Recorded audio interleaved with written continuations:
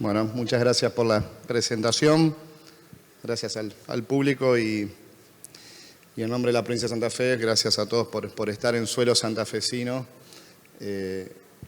disfrutando o aprendiendo y obteniendo insumos de lo que es un Congreso Internacional del Maíz que nos llena de orgullo como provincia que se haya realizado aquí, en Santa Fe, particularmente en Rosario, lugar emblemático para eventos agro, que está recuperando su rol. Así que como provincia muy contentos de tenerlos aquí. Pensamos hablar de suelos en este congreso, primero por el diagnóstico, no solo en Santa Fe, sino a nivel regional y a nivel país, sobre la salud de nuestros suelos. Nos preocupa sobremanera al gobierno de Santa Fe, así que es un eje sustancial. Gestión del suelo y gestión del agua son dos ejes sustanciales para la provincia de Santa Fe. Y nos parecía obviamente adecuado hacerlo en este evento por lo que implica el maíz, lo que contribuye al maíz para la salud de los suelos en todo sentido, en materia de nutrientes, de carbono, de estructura, en fin, todas las bondades que el maíz genera. Nos parecía obviamente adecuado que eso suceda en este congreso, así que cuando pensamos el panel, pensamos en Mario, que Uruguay que tiene una historia en materia de política de Estado, en materia de suelos, que nos cuenten qué ha hecho Uruguay estos años. Así que ahí, Mario, particularmente a vos, que estuviste ayer todo el día y hoy también, aprovechando también las jornadas y encontrándote con varios amigos. Gracias por estar y que nos cuentes tus experiencias. Y Luciano, Lucho para los amigos, más de la casa, para que nos visibilice como productor, como ingeniero, qué diagnóstico tenemos en el sur de Santa Fe, pero que entiendo que es un diagnóstico en toda la región pampeana. Hace un mes atrás o pocos días atrás tuvimos un evento de región centro en Paraná en materia de suelos, una jornada, y claramente el diagnóstico del sur de Santa Fe no escapa a la generalidad, por lo cual el panel tiene que ver con eso, poner en foco cómo estamos en Argentina en particular. Vamos a iniciar por Mario, esa es la propuesta para que explique qué ha hecho Uruguay los últimos años y después a continuación Lucho. Así que Mario. Bueno, buen día o buen mediodía para todos. La presentación. Bueno, ¿cuánto hacemos por nuestro suelo? Simplemente un recordatorio que nuestro suelo es un recurso natural no renovable, al menos en términos de los tiempos de lo que es la expectativa de vida humana por estas lares del mundo. Por lo tanto, se habrá que cuidarlo. También antes quería hacer alguna puntualización, si bien hoy cumple funciones en el Instituto Nacional de Investigación Agropecuaria, la mayor parte de la actividad que llevé para llevar a cabo esta política o colaborar en esta política de Estado fue desde mi lugar de profesor agregado en la Facultad de Agronomía, dado que hace un año que estoy como coordinador en el INE. Para dar un poco de contexto, me gustaría pararme a comienzos del siglo XXI y entender esto como un proceso y no como algo que vino creado y por generación espontánea llegamos a una política pública cuya norma técnica es el Plan de Uso y Manejo Responsable de Suelo. Por lo tanto, voy a dar un contexto previo a por qué llegamos o qué condiciones se dieron para llegar a la implementación de esta norma técnica que es parte de la política de conservación de suelos que lleva a cabo el Uruguay.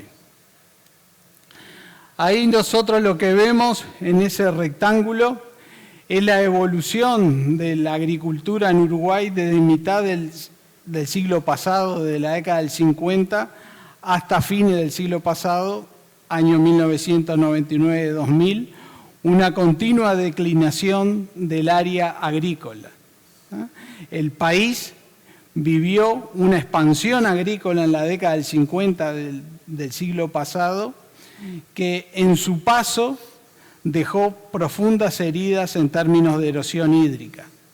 Y eso llevó a que toda la ciencia y la tecnología desarrollada en conservación de suelos en la segunda mitad del siglo pasado tuviera como objetivo, o uno de los objetivos principales, el tratamiento de la erosión hídrica.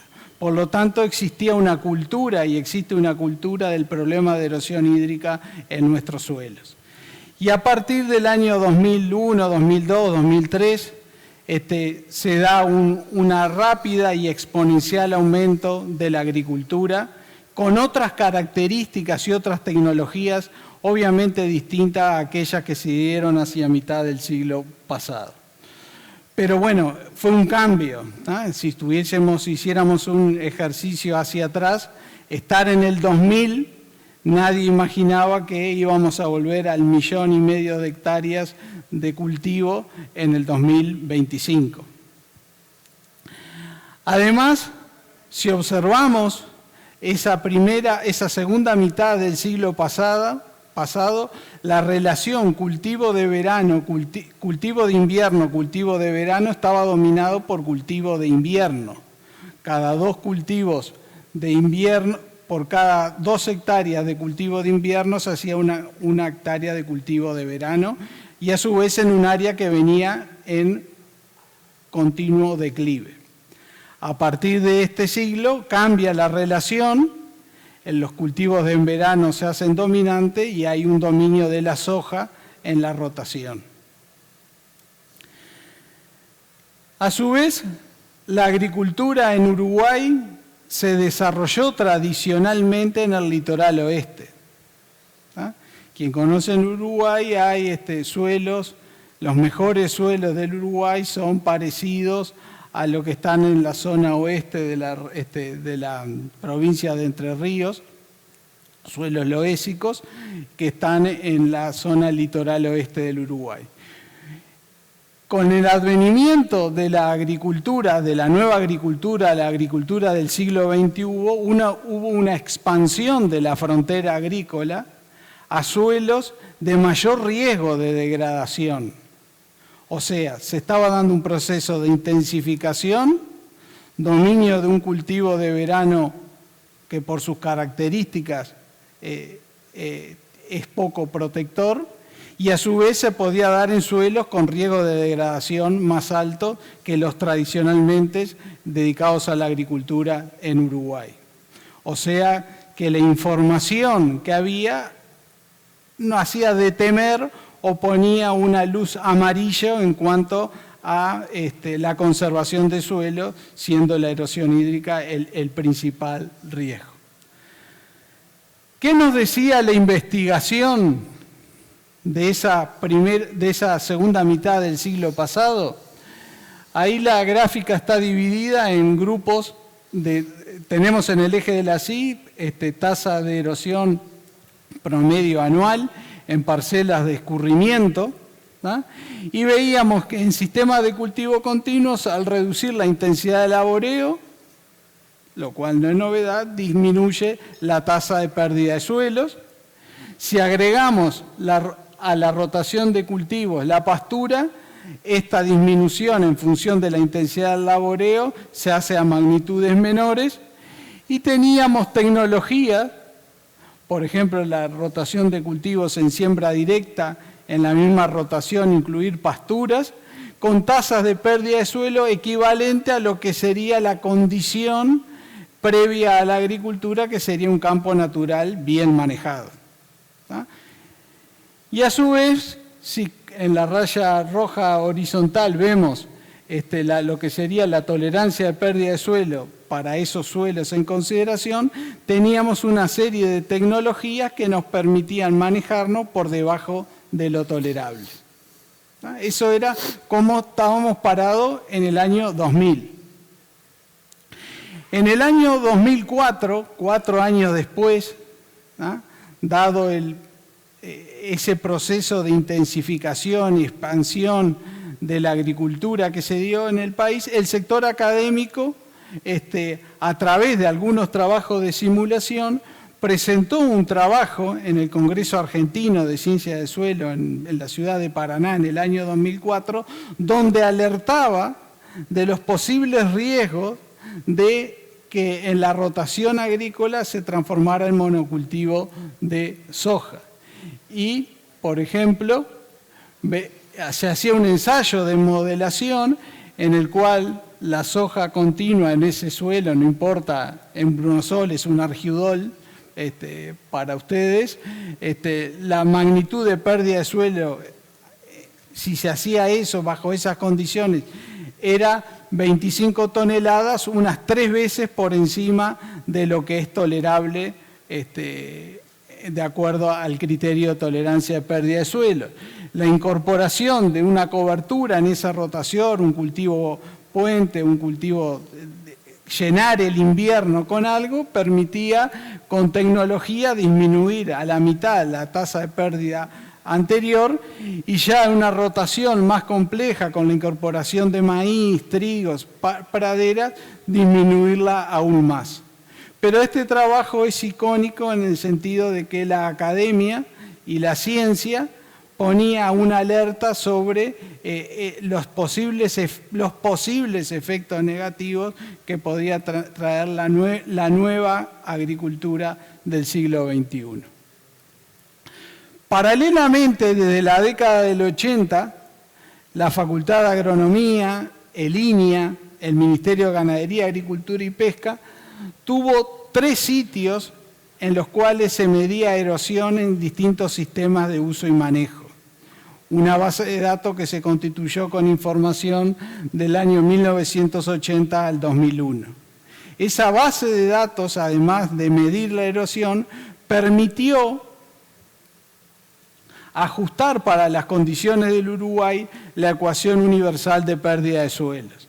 La ecuación universal de pérdida de suelos tiene una serie de factores que no vamos a entrar, pero representa la energía disponible para hacer el trabajo de erosión a través del factor R, característica del suelo K, el L y S, la topografía, y C y P, el manejo en general. ¿Tá? La ventaja de utilizar un modelo para planificar es que nos permite evaluar a priori una acción que se va a realizar en el terreno con un determinado criterio antes de implementarlo. Pero llegado el año 2000, esta herramienta estaba, digamos, afinada para las condiciones de Uruguay y la nueva realidad que se nos venía. En paralelo o convergente a todas estas acciones que veníamos realizando en Uruguay a través de la ciencia y tecnología, esta realidad productiva del sector agrícola tuvo un gran involucramiento del profesional agrónomo a través de la Sociedad de Ingenieros Agrónomos. O sea, si bien había una oportunidad laboral, también la profesión recalcaba ciertos riesgos en cuanto a la conservación del recurso que se podían dar. Un gran interés del sector productivo, también en mantener el recurso. Un marco legal que era existente, que tiene su origen en la década del 60, en la década del 80 tiene su modificación, pero a comienzos del 2002 había ya una normativa, y un fuerte liderazgo político que impulsó, liderazgo político, y yo diría también que convencimiento político, que era por el lugar de donde debía transitar el país, que era llegar a una norma técnica que permitiera utilizar el suelo en función de su capacidad de uso. El corolario de todas estas acciones fue la implementación de lo que conocemos como planes de uso de manejo responsable de suelos. ¿Qué permite esto? Permite planificar el uso del suelo en función de la capacidad de uso del mismo, la rotación de cultivos, las prácticas de manejo, y evaluados a través de la ecuación universal de pérdida de suelo, que ya había sido validado, como les contaba anteriormente, para las condiciones del Uruguay. Esto llevó a implementar, un periodo de adopción voluntaria de la norma, y en el año 2013 se instala como obligatorio para todos los productores de mayor de 50 hectáreas y productores ganaderos y rotaciones agrícolas, ganaderas y pasturas con laboreo, la presentación del plan de uso y manejo para los distintos polígonos que se van a manejar en un determinado predio. Ahí arriba lo que tienen ustedes es como hoy se visualiza el sistema, que es totalmente en línea. ¿Qué es lo que nos ha permitido esta política pública basada en ciencia? Es tener 1.800.000 hectáreas bajo planes de uso y manejo responsable y haber involucrado en la confección de la misma unos aproximadamente 1.000 ingenieros agrónomos acreditados. Y esto es como se visualiza el Uruguay, el color amarillito, verde claro que tienen ahí en pantalla, son todos los lugares en el Uruguay donde hay planes de uso y manejo responsable de suelo realizados por profesionales, y esto surge de la base de datos que administra el Ministerio de Ganadería, Agricultura y Pesca. Como pueden ver, hay una fuerte concentración en el litoral oeste y una más débil o tenue hacia el centro, noreste y este del país. Simplemente una valoración del impacto de esta propuesta o de esta implementación de esta política pública. En ese rectángulo lo que ustedes ven es, en la gráfica punteada, a partir del 2013, lo que hubiese sido la pérdida de suelo si no se hubiese implementado la política pública, las miles de toneladas de suelo que se hubiesen perdido, y la que surge en línea continua es la pérdida de suelo para toda el área agrícola como consecuencia de haber implementado los planes de uso y manejo. El Ministerio de Ganadería, Agricultura y Pesca estima que esa política pública permitió reducir en un 50% la erosión. ¿En qué se está hoy? Hoy el Ministerio está en proceso, no incorporado, pero sí en proceso de incorporar la evolución del carbono orgánico a las rotaciones propuestas por los productores. No con el objetivo de fiscalizar carbono orgánico, sino de educar acerca de si la rotación propuesta permite aumentar, disminuir o mantener el carbono orgánico del suelo. Esta propuesta es basada en ciencia, se está trabajando con distintos modelos asesorados por el INEA y realizado en el marco del diálogo Alemania-Uruguay. Con esto creo haber andado bastante a tiempo, así que muchas gracias. Muy a tiempo, Mario, así que muy buena presentación. Bueno, ahí vimos el modelo uruguayo con su política de Estado de hace varios años. Pasamos a la versión argentina del estado de situación con Luciano. Me voy a parar, así tengo la pantalla. No sé si está la presentación. Ahí me la cambian. Para no dejar este espacio libre, yo le vengo a comentar, desde mi experiencia como asesor CREA, tuve 20 años ligado a la institución, vengo a mostrarle datos de la región CREA Sur Santa Fe, toda la zona núcleo, digamos, de una recopilación de información que se está haciendo, que se hizo, de lotes de producción de los productores.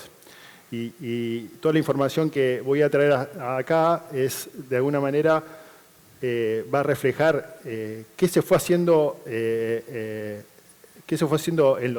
el suelo y qué impacto, qué impacto productivo tuvo y cómo fueron quedando los lotes de producción. Para empezar, la región CREA de Santa Fe cuenta con más de casi 200 empresas en 21 grupos CREA esta es la zona donde se desempeña y los puntitos esos son los distintos grupos CREA. Así está agrupada la región CREA del sur de Santa Fe. Para empezar, yo le quiero mostrar qué es lo que estamos viviendo como asesores, como productores en los últimos años, cómo venimos viendo la evolución de los rendimientos a nivel de lote de producción, ¿sí? Esto es el nivel de productividad que venimos teniendo y vemos cómo esto es información de casi 40 años de base de datos. Venimos viendo cómo en principio de la serie los rendimientos fueron creciendo alrededor de 260 kilos por año de incremento de rendimiento. Esto es por genética, por manejo. Los primeros años se dieron por paso de la agricultura convencional a la siembra directa, a la incorporación de fertilizantes, la incorporación de híbridos, pasaron de híbridos cuádruple a triple, a híbridos simples, la ganancia genética que han tenido. Y como verán ahí, y los últimos 15 años, ahí ven a unos cambios de tendencia. Como verán, el serrucho tiene mucho que ver con la composición climática que ha tenido ese año particular, tanto bueno como para malo, digamos, para arriba o para abajo en los rendimientos alcanzados. Y como ustedes pueden observar ahí, en la línea roja es la tendencia, la media móvil, que a mí me gusta mucho mirarla para ver una serie de datos, media móvil de 10 años y de 5 años. Cuando hay un cambio de tendencia, claro, cuando la media de 10 años corta, la de 5 años corta de 10 años, significa que hay un cambio de tendencia. Veníamos ganando rendimiento alrededor casi de 2,5 quintales por año y pasamos a una tendencia a no tener grandes incrementos de rendimiento. En los últimos 15 años, de a partir cuando hay un cambio de tendencia, en los años 2011, 2012, venimos alrededor de 57 kilogramos por año, venimos ganando de rendimiento, con esa gran variabilidad, ¿no? Y fíjense que las medias móviles se van cruzando, significa que hay una lateralización, como que los rendimientos, no estamos ganando rendimiento a nivel de lote de producción. Este es el caso de maíz. No solamente en maíz, sino también en otros cultivos vemos lo mismo. En el caso de trigo, 35 campañas podemos ver los mismos. En los últimos años estamos ganando solamente 20 kilos por año, pero veníamos con tasas de crecimiento mucho mayores, con gran variabilidad entre los años.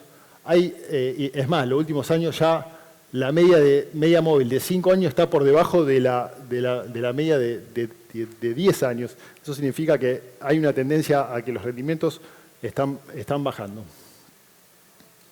O no están creciendo lo que debíamos estar esperando, ¿no? En soja vemos lo mismo. Los últimos también 15 años con una lateralización, cuando la media móvil cambió de tendencia en los últimos 5 años. Soja de primera y soja de segunda vemos exactamente lo mismo. Cómo observamos a nivel de productivo, a nivel de lote, que no estamos ganando rendimiento en ninguno de los cultivos que hacemos. Y hay mucha bibliografía y varios autores hablan que más o menos la ganancia genética es del 1% anual, o sea, está por debajo de la ganancia a nivel de lote, vemos ganancia de rendimiento por debajo de lo que la genética nos está dando, o sea que es como que nos estamos comiendo un poquito de la ganancia genética. Para eso nos vamos a focalizar en lo que hacemos a nivel del suelo y qué es lo que estamos aportando en manera de fertilización. En el caso de fósforo, de las últimas 25 campañas, en barras van a ver el fósforo elemento aplicado y en línea, en rojo, en la línea es el fósforo extraído. No el requerimiento, sino el extraído. Como verán, en rojo, todos los años estamos aportando menos fósforo del que estamos llevando en el caso de maíz. Y azufre pasa exactamente lo mismo. Estamos aportando menos fósforo y menos azufre. En el caso del maíz, en los últimos 25 años, en todos los años, o sea, todos los años aportamos un poco menos, ¿sí? Estamos, de alguna manera, extrayendo fósforo durante los últimos 25 años. Y el maíz es uno de los cultivos que más tecnología estamos aplicando, digamos, que más fertilizantes, Fíjense qué quedará para el resto de los cultivos, ¿no? Ahí, en este caso, voy para atrás. En promedio, el balance de fósforo por año fue casi de 5 kilos negativo. O sea, todos los años fuimos perdiendo 5 kilos de fósforo por año y fuimos perdiendo 2 kilos de azufre por año. En los últimos 25 años, todos los años. En el caso del trigo, en este caso, los balances son positivos. Agregamos más fósforo de los que se extrae. Estoy hablando de extracción y no estamos hablando de requerimiento. Y en azufre, ahí vemos, en el caso de los balances de trigo, el balance fue positivo en 5 kilos y en azufre casi 4 kilos de azufre aplicado.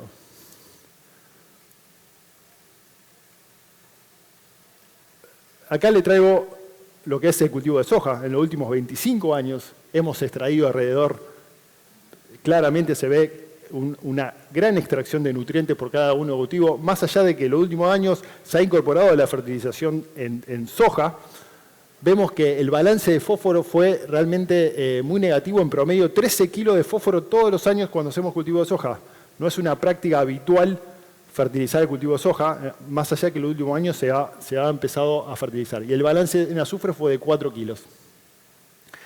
Y en soja de segunda, peor aún, estamos perdiendo alrededor de 12 kilos, casi 13, muy parecido. En realidad, los rendimientos de soja son menores de soja primera, ¿no?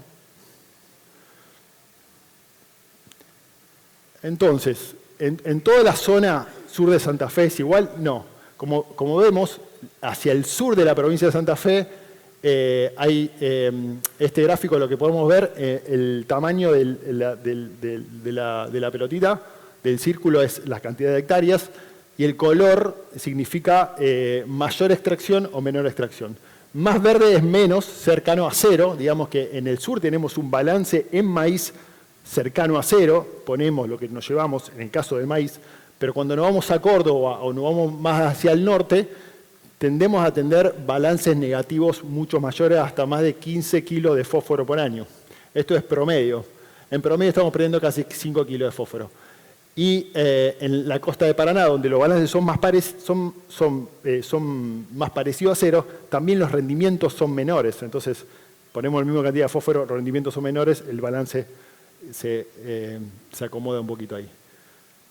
Pero cuando vamos a soja, acá los colores son al revés, lo más clarito es más cercano a cero. Muy pocos lotes están cercanos a cero, o zonas están cercanos a cero el balance de fósforo. La mayoría de rojo más intensos son cuando tenemos los balances de fósforo más negativos, ¿sí? Todo lo que es Córdoba y hacia el norte también, al sur está un poquito más balanceado, donde se aplica más fósforo.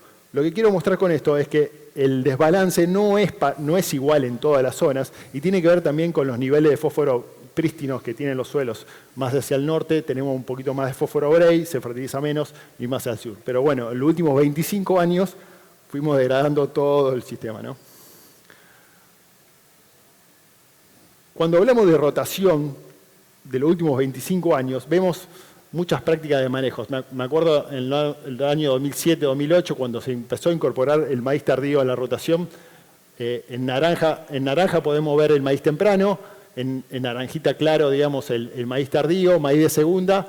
El gran verde es soja, es la proporción de soja que se ha usado. Usted tiene que tener en cuenta que más o menos esta proporción son más o menos unas 300.000 hectáreas. Unas 300.000 hectáreas por año, ¿sí? En los últimos 25 años. Cada año tiene alrededor de 300.000 hectáreas. Y en soja de primera y soja de segunda. Y ven los porcentajes de rotación. Como verán, en promedio de situaciones, solamente el 43% es soja de primera, en el promedio de los últimos 25 años, 28% más uno, digamos, de cebada, son 29% de cultivo de fina, y el otro 29%, si sumamos casi el 30%, es maíz, ¿sí? Solamente el 23% maíz temprano. Y esto de alguna manera nos da el porcentaje, si correlacionamos la rotación con la reposición de nutrientes, podemos entender que los lotes de producción todos los años son negativos alrededor de 8 kilos de fósforo por año. Todos los años, los últimos 25 años, nos fuimos llevando 8 kilos de fósforo. Y nos fuimos llevando alrededor de casi 3 kilos de azufre por año. Eso, una cuenta básica, para darle magnitud a la ecuación, son casi 900 kilos de MAP y unos 500 kilos de yeso. Para ponerle un valor, hoy estamos hablando de $1.000 por hectárea. Los últimos 25 años nos llevamos $1.000 de fertilización solamente de fósforo y azufre. Tenemos que hablar de todos los otros nutrientes que ni siquiera lo tenemos en cuenta, como potasio, calcio, o, magnesio o zinc. ¿Sí?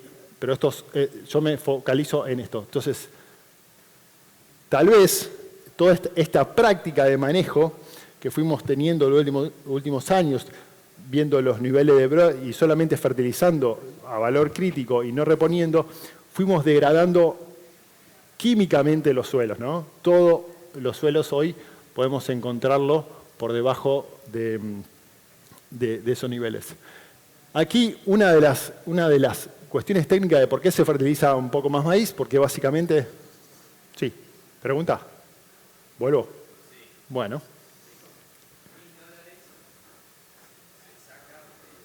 Se sacó $1.000, si nosotros valorizamos reponer todos esos nutrientes que nos fuimos llevando, esos nutrientes si hoy lo quisimos reponer son $1.000. Si un campo vale $15.000, $20.000, estamos hablando del 5% del valor del campo, si esa es la cuenta. ¿Sí? Esa es la cuenta. Sí. ¿De qué? Y tenemos una extracción de fósforo para un promedio de 4.000 kilos, creo que son 8 o 7, 4, 7, 28, estamos hablando de 120, 130 kilos de MAP, de fosfato monoamónico. Y acá voy a la logística, porque también asesoro a las empresas en la cuestión de la fertilización y toda la logística que tiene que ver con esto. La problemática es mucho mayor, porque ninguna de las sembradoras están preparadas para fertilizar soja, porque no se puede aplicar fertilizante en la línea de siembra, los fosfatos, porque tienen problema de que complica la nodulación. Entonces, todas las fertilizaciones tienen que ser al costado, y ninguna de las sembradoras, la mayoría de las sembradoras, no están preparadas para hacer fertilización al costado. Entonces, si querés fertilizar un cultivo de soja, tenés que hacerlo en otra labor. Otra labor tiene otro costo y tiene otra logística. Esa logística, ese costo, encarece todo el proceso del cultivo. Cuando uno le plantea como productora hacer todo eso, ese gasto que tiene, sacar la fertilización de la siembra, de la labor de siembra, implica. Si la quiero hacer en la siembra, me lleva mucho más tiempo, porque tengo mucho más tiempo de recargar una sembradora y poner mucho más kilos en la siembra. Entonces, no es solamente que fertilizo, no, hay toda una logística y toda una maquinaria que no está preparada para hacer eso. Entonces, una de las cosas que se hace aplicaciones al boleo previo a la siembra para ahorrar esto. Pero bueno, también tiene un costo hacer eso. Y tiene un problema de dejar fertilizante en superficie, que cuando tiene pendientes, si hay una lluvia grande, se puede lavar. Entonces, hacer esas aplicaciones en el boleo también tiene sus riesgos. No es tan sencillo reponer los nutrientes que nos llevamos. En este caso, fertilizamos maíz porque los niveles la probabilidad de respuesta a maíz con los suelos que tenemos es mayor, entonces se fertiliza maíz porque tenemos una respuesta económica. En el caso de trigo, por debajo de casi 20 partes por millón de fósforo en trigo, ya tenemos respuesta económica. Entonces, por eso fertilizamos tan fuerte el trigo también, porque tenemos una respuesta económica a la fertilización en trigo. Pero cuando vamos a soja, los niveles de respuesta, de probabilidad de respuesta, es por debajo de 10 partes por millón. La mayoría de los suelos están entre 8, 7, 9. Entonces, la probabilidad de respuesta económica a la fertilización de soja es baja por una característica que tiene la soja, que tiene mayor capacidad por su acidez que genera el suelo, capta mejor el suelo, del fósforo del suelo, entonces tiene menos respuesta a la fertilización fosforada. Entonces, en la práctica se fertiliza poco soja porque tiene poca respuesta económica hacerlo, pero a medida que se va sumando los años, no vas reponiendo el fósforo que se va quedando y los suelos se van quedando más pobres de fósforo y azufre. Entonces, toda una combinación de cosas que hace que llegamos después de 25 años a la situación que estamos hoy. La región Creada Santa Fe también tiene hace más de 20 años que planteó una red de nutrición y en esa red de nutrición la hipótesis que se jugaba era que si poníamos fertilizante no solamente por el nivel crítico, sino para reponer, hoy después de 25 años, si usábamos esa práctica de manejo, podríamos tener casi más de 80% más de rendimiento con respecto a los testigos, siempre tratando de usar no fertilización de reposición para todos los nutrientes. 140% más de rendimiento en trigo y 45% más de rendimiento en soja de primera. Entonces, a lo que voy. Y esto fue rentable, ¿sí? Tenemos información en la cual nos dice que la fertilización, reponer los nutrientes que nos llevamos, es económicamente viable. El suelo, esto lo mostró Sainz Rosas en el último Congreso de Fertilidad aquí en Rosario, en este lugar, hace 2 meses atrás.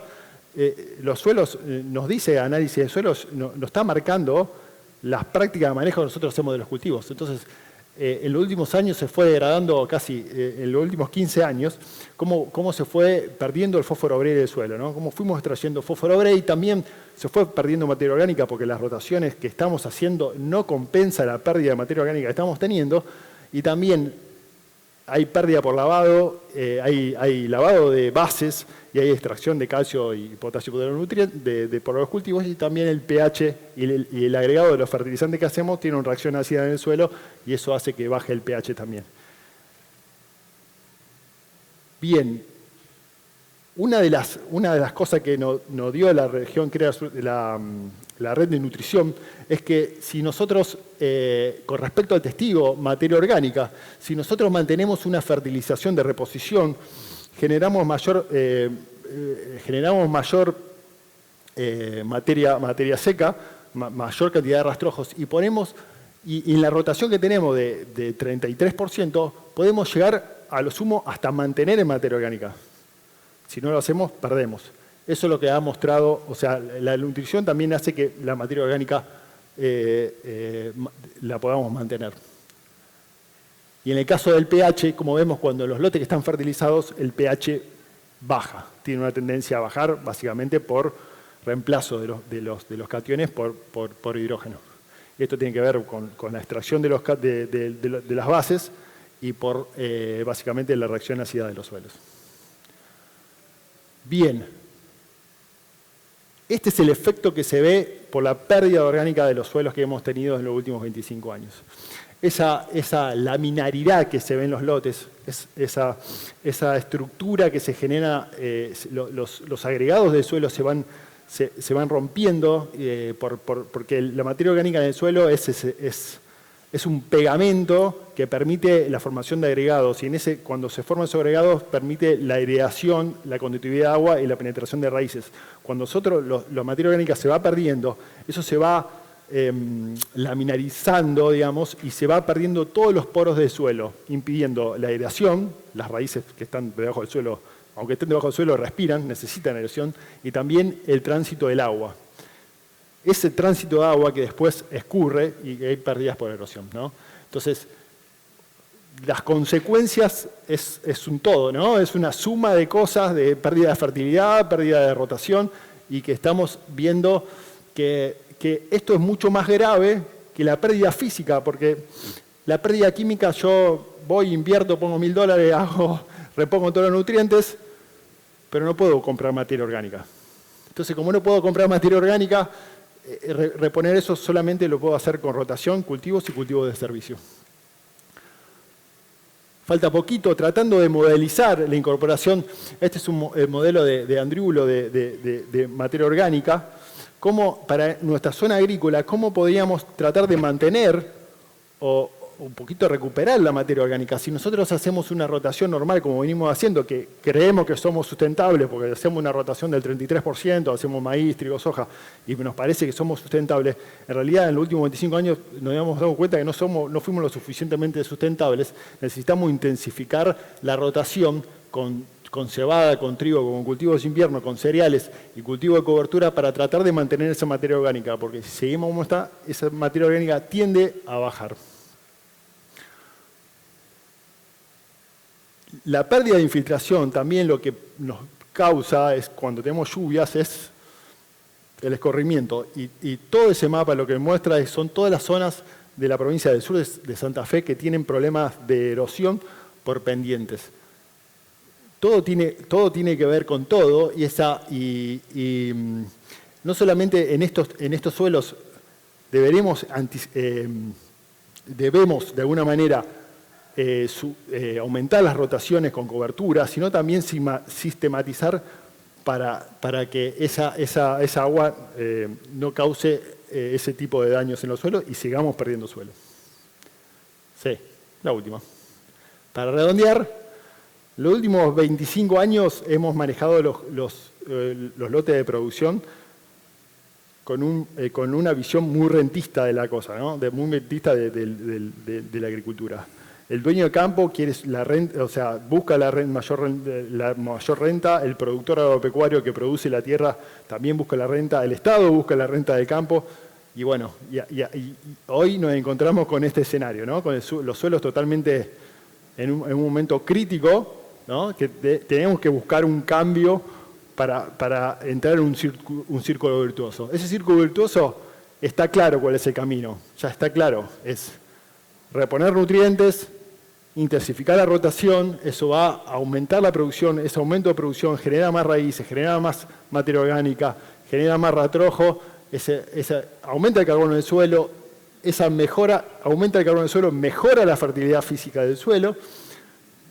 Los nutrientes, yo cuando meto un fertilizante, aplico un fertilizante del campo, está en la parte inorgánica. Yo necesito que ese nutriente entre al cultivo y pase la fase orgánica, quede orgánico. Eso me va a permitir que se vaya reciclando los nutrientes.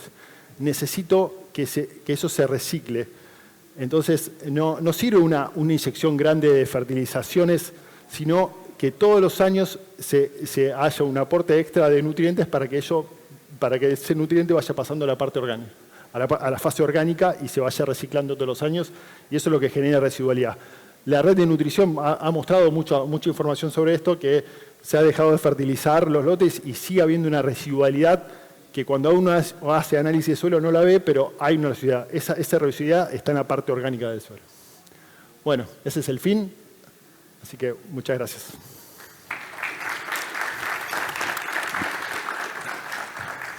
El cartel dice Time's Up, pero les voy a robar unos minutitos, dos preguntas, aprovecho. En materia de suelos, en Argentina, por lo menos en Santa Fe, Time's Up, ¿no? Sí. Se nos termina el tiempo. Breve, nosotros como provincia tenemos el desafío de producir de manera sostenible y Santa Fe tiene legislación de larga data que en algún momento tuvo potencia para estimular los planes de manejo, eso ha decaído. Hace algunos años, 2017, se creó el Observatorio Santafesino de Suelos, hay muchos de aquí presentes, y estamos hace 20 meses buscándole la vuelta de cómo desde el Estado, junto con los privados, establecer una estrategia potente por el diagnóstico, ¿no? Que está más que claro. Dos preguntas breves, porque creo que es el almuerzo, pero y arranco por vos, Mario. De lo que hizo Uruguay, si no recuerdo mal, 1.800.000 hectáreas hoy están bajo plan de manejo, debe ser el 85% de la superficie agrícola, sí, más o menos, lo cual ahí también, Uruguay tiene el 85% en plan de manejo, si lo traspolamos a Santa Fe o a escala argentina y está este diagnóstico, la verdad que tenemos un recorrido bastante extenso para realizar. En algún momento ustedes pasaron de un esquema voluntario, un esquema compulsivo obligatorio. Ahí la pregunta, pues vos marcaste que se dieron como 4 condimentos, la normativa, la decisión política, el aval de los productores para que esto sucediera, en un contexto de Argentina donde estamos muy con las libertades exaltadas y queremos poco Estado, ¿cómo fue ese proceso que los productores aceptaran ese esquema compulsivo y si eso sigue generando todavía alguna resistencia o no? Sobre ese aspecto, ¿qué comentario? El proceso tuvo distintos aspectos. El liderazgo lo llevó a cabo la autoridad competente, que es el Ministerio de Ganadería, Agricultura y Pesca, y comenzaron, en términos legales, los planes de uso y manejo de suelo aparecen en la normativa en un decreto del año 2008, un decreto del Poder Ejecutivo que reglamentaba la ley que era del año 80. Ahí aparecen los planes de uso y manejo responsable. Las primeras acciones de trabajo en talleres con productores, con agrónomos, con la universidad, el INIA, etcétera, etcétera, etcétera, arrancan en el 2010. Del 2010 al 2012 hubo un proceso de validación de una propuesta, llegar a los productores. Algunos productores en forma voluntaria accedían a presentar sus planes de uso y manejo, y a partir del año 2013 se hace obligatorio. También la obligatoriedad fue escalonada. O sea, había arrancado por 100 hectáreas, ahora está en 50, muchas cosas han pasado. Y también hubo una adecuación en ese tiempo de la normativa. El plan de uso y manejo que estaba en un decreto pasó a ser parte de una ley, ¿tá? Porque esto le permite blindarlo de posibles fluctuaciones de cambio de gobierno, porque cambiar un decreto depende del Poder Ejecutivo, cambiar una ley depende del Parlamento. Y en la democracia representativa, si asumimos que ese es el modelo de gobierno que tenemos, es donde están expresadas, se representan todas las opiniones. Entonces, hoy los planes de uso y manejo son parte de una ley. Y también la otra modificación que hubo fue que por ley, o sea, todo el Parlamento, toda la organización política del país, estableció un artículo en el cual el propietario del campo es responsable solidario en caso de arrendarlo y que haya que tomar acciones legales por incumplimiento, etcétera, etcétera. Gracias, Mario. Y Luciano, fue muy crudo el diagnóstico, hay que agradecerle a CREA y a la red CREA por los aportes. Usaste frases fuertes, nos estamos comiendo la ganancia genética, tiraste números. Claramente, esto es una opinión personal, pero quiero ver tu opinión, el desafío de gestionar los suelos de manera sostenible y tener una política de Estado es responsabilidad del Estado, pero claramente también de los productores, y los números son tan contundentes que a veces parecería como tampoco los productores nos estamos dando cuenta de que la responsabilidad que tenemos es mayúscula. Una parte se soluciona, la parte química con la inversión, la parte física es más compleja. ¿Qué nos estaría faltando, breve, o desde tu opinión, para tener una política de Estado como productor y como ingeniero, ¿no? Mira, la visión, me parece que la visión cultural de corto plazo, ¿no? O sea, a largo plazo, un modelo sustentable con reposición de nutrientes y rotaciones es rentable, es mucho más rentable que un modelo extractivo, ¿sí? Entonces, me parece que el problema es la transición, cómo llegamos de donde estamos a que podamos reponer todos los nutrientes que nos llevamos y hacer una... necesitas más inversión, necesitas invertir en cada año, y eso se ve a los 4, 5, 6 años, se empieza a notar cambios. Yo tengo vivencias personales como productor de implementar estas prácticas de manejo, y es increíble el cambio que se ve en los lotes, de reponer los nutrientes y usar el cultivo de servicio, y es rentable. La realidad es que lo que sí necesitas es inversión, ¿sí?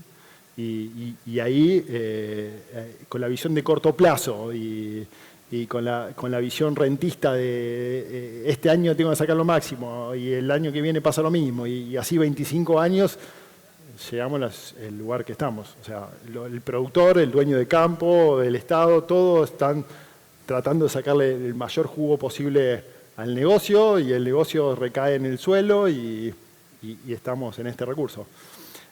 No tengo duda que este modelo es más rentable y más sustentable que un negocio rentista. O sea, está claro. Clarísimo. Bueno, tenemos un desafío como provincia nosotros, como región centro, como país, de cuidar el recurso suelo, tener una política de Estado en torno al recurso suelo. Cuando se habla de campo siempre se piensa más en los derechos de exportación y no se vislumbra de que se nos van nuestros suelos en los embarques, ¿no? Así que me toca vivir que hay mucha gente que vive del recurso suelo, o sea, los dueños de campo, los contratistas, el productor, todos los pueblos viven de ese recurso y la verdad que hoy no nos estamos dando cuenta de que de a poquito, todos los años, es un poquito más degradado, un poquito menos de productividad, un poquito menos de ese beneficio que se benefician todos en realidad, ¿no? sí, es una mutilación silenciosa que se viene sucediendo por no tener política de Estados. Agradecerles al público y al Congreso Internacional del Maíz, a los organizadores Muchas gracias. por el evento y obviamente a Luciano y a Mario, un fuerte aplauso, les pido. Gracias.